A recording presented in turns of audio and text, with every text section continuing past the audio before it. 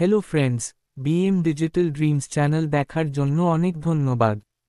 আজকে তোমাদের সামনে নিয়ে এসেছি কিভাবে নিজের জীবনের পরিবর্তন করা যায়, অর্থাৎ দরিদ্র জীবন থেকে একজন সফল ব্যক্তি হয়ে ওঠার জীবন কাহিনী। তাই গল্পটি শেষ পর্যন্ত দেখার অনুরোধ রইল। চলো শুরু করি।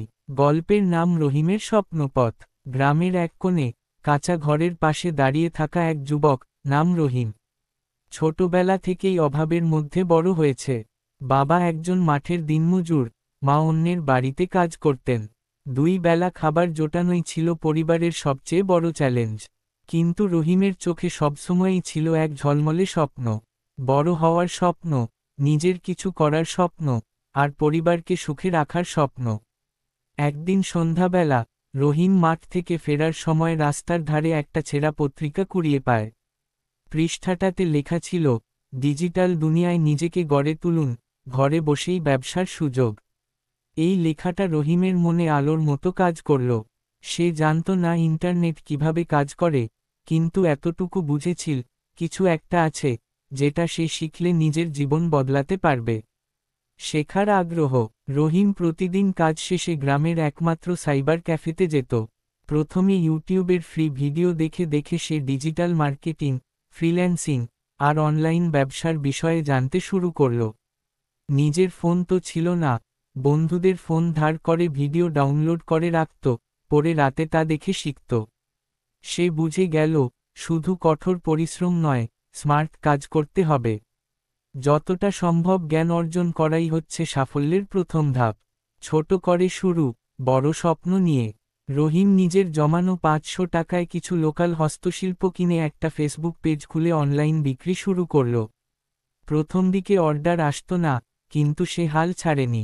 প্রতিদিন নিজের ছবি তুলে সুন্দর ক্যাপশন দিয়ে পণ্য পোস্ট করত। ধীরে ধীরে লোকজন আগ্রহী হতে শুরু করল। সে বুঝেছিল, যেখান থেকে পারো শুরু করো, বড় কিছু একদিন হবেই। বিশ্বাসযোগ্যতা ও সম্পর্ক তৈরি। একবার এক ক্রেতা পণ্য নিয়ে একটু অসন্তুষ্ট হয়। রহিম দেরি না করে নিজের ভুল স্বীকার করে বিনামূল্যে অন্য পণ্য পাঠিয়ে দেয়। লোকটা এতটাই খুশি হয় যে তার পেজের ব্যাপারে নিজের ১০ জন বন্ধুকে জানিয়ে দেয়। রহিম জানত, গ্রাহকের বিশ্বাসই মূলধন। একবার বিশ্বাস পেলে ব্যবসা কখনো বন্ধ হয় না। আয় বাড়ানোর বিভিন্ন পথ খোঁজা। বছরখানিকের মধ্যে রহিম নিজের পেজে ১,০০০-এর বেশি ফলোয়ার তৈরি করে। এরপর সে স্থানীয় কিছু মেয়েদের নিয়ে ঘরে বসে হ্যান্ডমেড সামগ্রী তৈরি করতে শুরু করে, পুঁতির গয়না, শোপিস এবং পাটের ব্যাগ।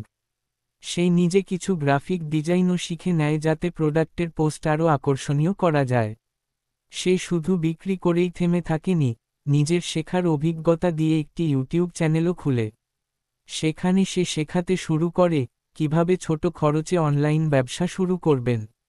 এভাবেই রহিম নিজের প্যাসিভ ইনকামের পথ তৈরি করতে থাকে। সঞ্চয় ও বিনিয়োগের বুদ্ধিমত্তা। রহিম যখন ব্যবসা থেকে ভালো আয় করতে শুরু করল, তখন প্রথমেই সে একটা ছোট সঞ্চয় খাতা খুলে মাসের শেষে নির্দিষ্ট একটা অংশ সে সঞ্চয় করত। পরে সেখান থেকে সে একটি মোবাইল শোরুম খুলে বসায় পাশের বাজারে। ধীরে ধীরে তার ছোট ছোট সঞ্চয় বড় হয়ে ওঠে এবং সে আরও ব্যবসায় বিনিয়োগ করে। একসময় গ্রামে তার নাম হয়ে যায় ব্যবসায়ী রহিম ভাই। ব্যর্থতা থেকে শেখা।